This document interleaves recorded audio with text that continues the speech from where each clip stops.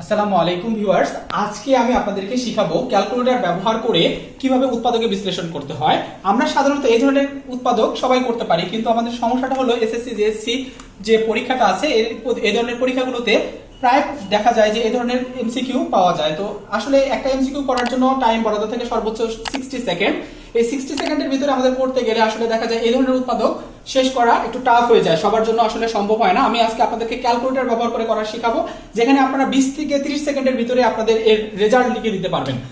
ধরুন আপনাকে এই উৎপাদকটা করতে বললো। বাংলাদেশে সাধারণত স্কুল কলেজগুলোতে এমএস এবং ইএস নামক দুইটা ক্যালকুলেটর ব্যবহার করা হয়। আমি প্রথমে এমএস এর ট্রিক শেখাবো, তারপরে ইএস ব্যবহার করে কিভাবে এই ধরনের উৎপাদকগুলো করতে হয় সেটা আমি দেখিয়ে দিব। তো প্রথম উৎপাদকটা করার জন্য আমরা প্রথমে মুডে চলে যাব।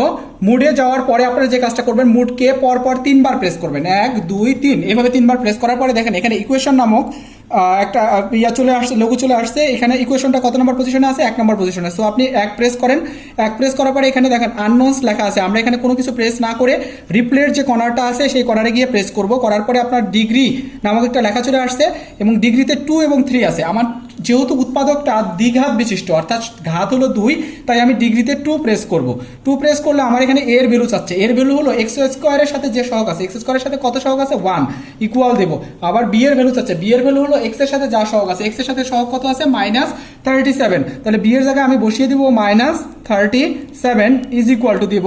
তারপর সি এর ভ্যালু চাচ্ছে। সি হচ্ছে ধ্রুবক পদ। ধ্রুবক পদের মান কত? -650।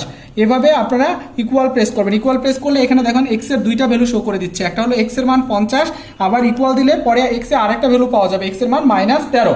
তো আপনাকে যদি বলে এই উৎপাদকটা থেকে এক্স এর মান কত নির্ণয় করো, তাহলে অপশনে 50 বা -13 যেটি থাকবে সেটি উত্তর হয়ে যাবে। কিন্তু যদি আপনাকে উৎপাদকে বিশ্লেষণ করতে বলে, তাহলে এখান থেকে আপনার উৎপাদকটা তৈরি করে নিতে হবে। এক্স ইকুয়াল যেহেতু 50 পাশে প্লাস আছে, এ পাশে নিয়ে আসলে আমাদের কি হয়ে যাবে? মাইনাস হয়ে যাবে, অর্থাৎ এক্স -50। আর -13 আছে, এ পাশে নিয়ে আসলে আমাদের কি হয়ে যাবে? এক্স +13। এই দুইটাই হচ্ছে আমার 1 নম্বর উৎপাদকটার উত্তর, অর্থাৎ 1 নম্বর সমীকরণটার উৎপাদক হচ্ছে এক্স -50 এবং এক্স +13। যেহেতু এই সমীকরণটার ঘাত 2, তাই এর উৎপাদকের মানও 2। কখনো কখনো পরীক্ষায় এসে থাকে যে এই উৎপাদকটার বা এই সমীকরণটার উৎপাদক কয়টি হবে। তো তখন আপনাদের আর উৎপাদক করার প্রয়োজন নেই। ঘাতের মান দেখবেন, যার ঘাত 2 তার উৎপাদক 2 হবে, আর যার ঘাত 3 থাকবে তার উৎপাদক 3 হবে। উদাহরণস্বরূপ আমি একটি 3 ঘাত বিশিষ্ট সমীকরণ আপনাদেরকে দিয়েছি। এটারও আমি ক্যালকুলেটর ভাবে কিভাবে করতে হবে সেটা আমি দেখিয়ে দিচ্ছি। প্রথমে আপনাকে কি করতে হবে? মুডে যাইতে হবে। মুডে গিয়ে 3 বার প্রেস করতে হবে। 3 বার প্রেস করার পরে আপনারা ইকুয়েশন নামক যে ইকুয়েশন আছে 1 নম্বরে, এখানে প্রেস করবেন। করার পরে আবার রিপ্লের এই কর্নারে প্রেস করবেন, করলে ডিগ্রি পেয়ে যাবেন। ডিগ্রির যেহেতু এটার ঘাত 3, তাই আমরা 2 তে প্রেস না করে 3 তে প্রেস করব। 3 তে প্রেস করলে আপনার এর মান চাবে। আমি তো বলছি যে যেটা সর্বোচ্চ ঘাত বিশিষ্ট তার সহগটাই হচ্ছে এর ভ্যালু। তাহলে এর ভ্যালু হলো কত? 1 is equal to B. B হলো তারপরের ঘাতের মান। তারপরের ঘাতের মান কত আছে? 6 ইজ ইকুয়াল টু, তারপরের ঘাতের মান আছে কত? 11 ইজ ইকুয়াল টু, তারপরের ঘাতের মান আছে কত? 6 ইজ ইকুয়াল টু। দেওয়ার পর আপনার এখানে এক্স এর ভ্যালু শো করবে 3টা, কেননা এটা ত্রিঘাত বিশিষ্ট সমীকরণ, এর উৎপাদক হবে 3। প্রথম ভ্যালুটা হচ্ছে -1 লিখে নিই, তারপরে আবার ইকুয়াল বাটনে ক্লিক করি, তাহলে কত পাবো? -3। তারপরে আবারও ক্লিক করলে পাবো এক্স ইকুয়াল হলো -2।